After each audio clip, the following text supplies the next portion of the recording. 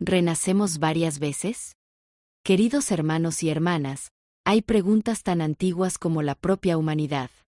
Una de ellas es, ¿la vida es única o volvemos de nuevo?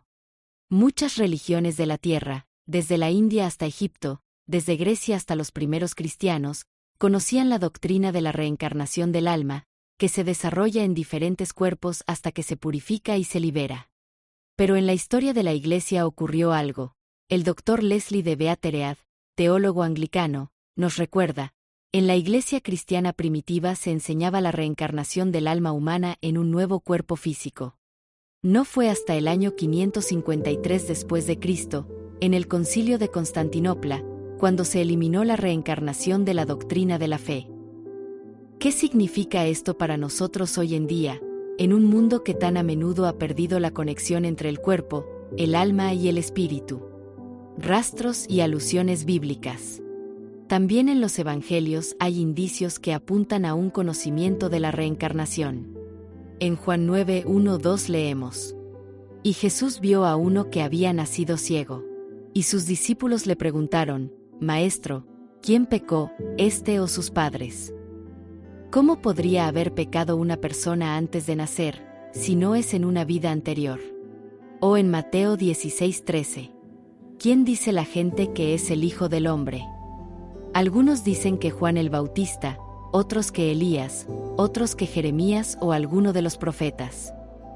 Y el propio Jesús explica en Mateo 17:12-13, Elías ya ha venido, y no le han reconocido. Se refiere a Juan el Bautista. ¿No podría ser esto una clara alusión a la reencarnación? También en la carta de Santiago 3:6 leemos sobre la rueda del nacimiento, que puede ponerse en movimiento a través de nuestras acciones. Una imagen profunda y kármica, lo que sembramos, nos vuelve a nosotros. En esta vida o en una vida futura.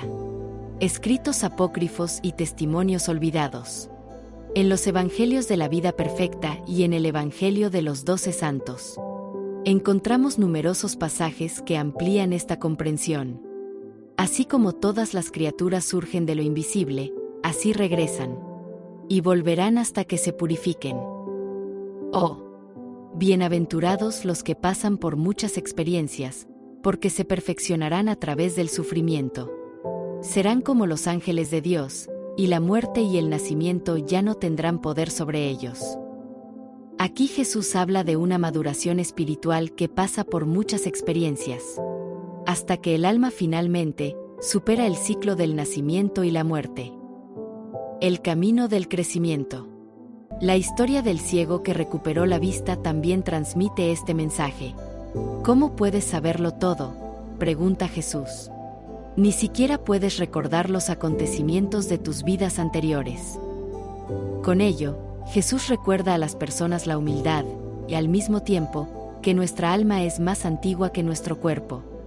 La reencarnación no es, por tanto, una creencia esotérica especial, sino una expresión de la pedagogía divina, la vida como una escuela en la que crecemos, aprendemos, amamos y perdonamos. Y cuando caemos, podemos volver a levantarnos. Cuando fracasamos, podemos volver a empezar. Eso es la gracia en movimiento. La llamada a la responsabilidad. En el capítulo 65,8 del Evangelio de los 12 Santos se dice: No lo pospongáis de un día para otro, de un ciclo a otro, creyendo que lo conseguiréis más tarde, porque no sabéis cuándo se completará el número de almas perfectas.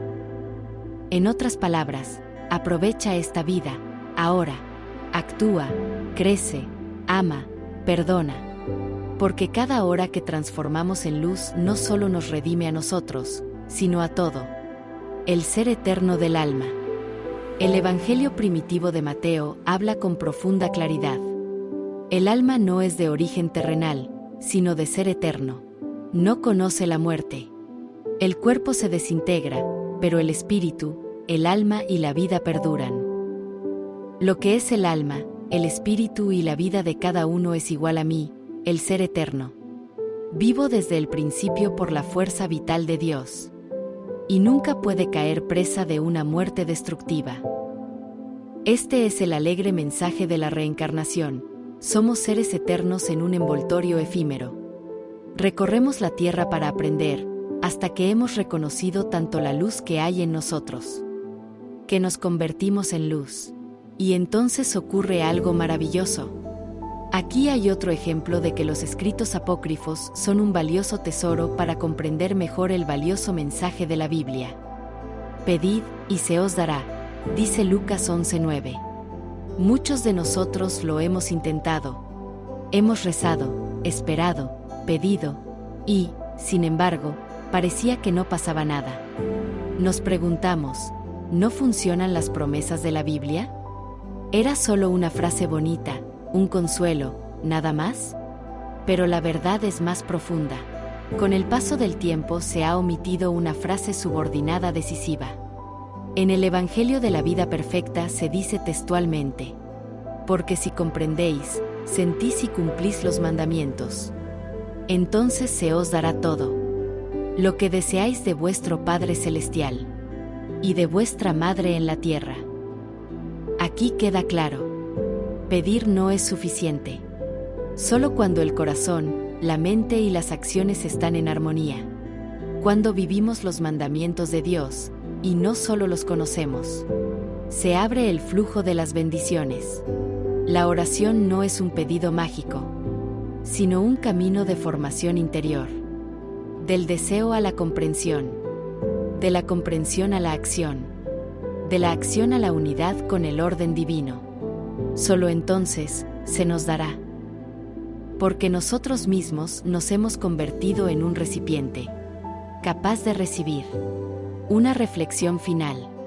Cuando comprendemos que cada acción, cada palabra, cada pensamiento forma parte de un ciclo mayor, la responsabilidad se convierte en alegría.